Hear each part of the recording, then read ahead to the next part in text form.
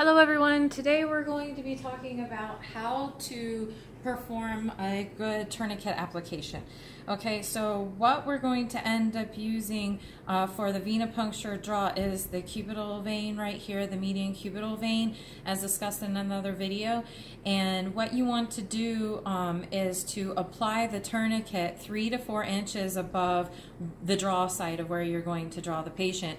So a good rule of thumb is 4 fingers for someone who has small hands like myself, and 3 fingers for someone with larger fingers. This is the way that the tourniquet should look after application. Notice that the tails of the tourniquet are facing up towards the patient's arm, and that is the way you want to do it because you don't want your draw spot to be contaminated after you've cleaned it, or you don't want it to block where you're going to perform your venipuncture.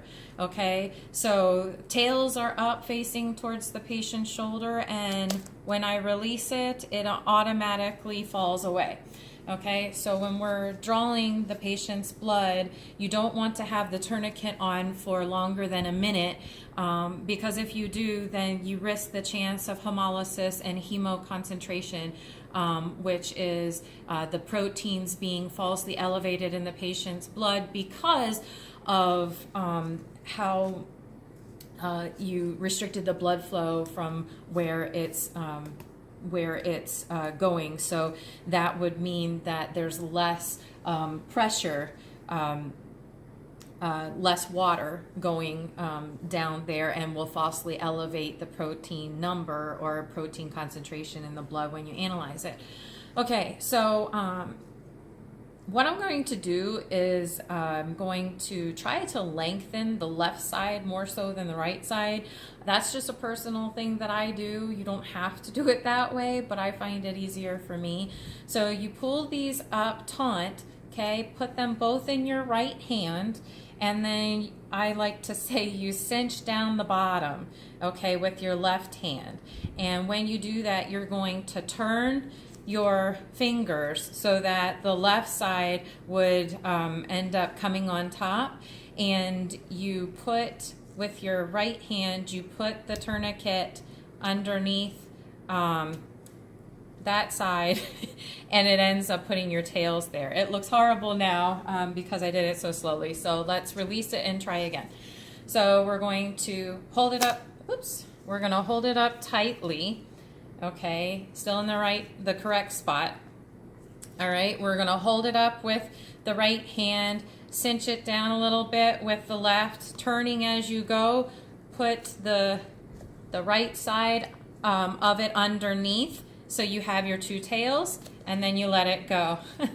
It's so bad when I do it slowly. Okay, let's try it a little faster. So I'm making the left side longer, holding up both, cinching down, turning, and tucking the right one under so that I have my 2 tails. Okay, beautiful. All right, that's what we're going to do. And then after you apply your tourniquet, you're going to then feel for that draw site. Okay, so I said that I had already figured out where I wanted to draw from this patient before I did this. But that was because I applied the tourniquet beforehand. So first when you come in, you're going to talk to the patient, and you're going to also assess their arm. And so when you put the tourniquet on, you're assessing the veins of that patient's arm to feel where a good vein is, one that bounces back very well. It's not hard.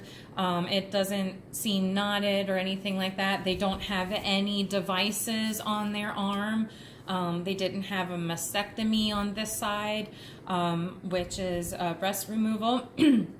So there are a lot of things that you look for before you actually do this, but when you do this, then you can feel and see veins better, and then you can start your venipuncture process afterwards. So you can remove it just like we did before. Get your supplies ready from your tray that you brought with you, and then you can end up talking with the patient, cleansing the area, and then starting your venipuncture procedure. So we will do that in another video, and I hope to see you then. Thank you so much for watching. Have a great one. Bye.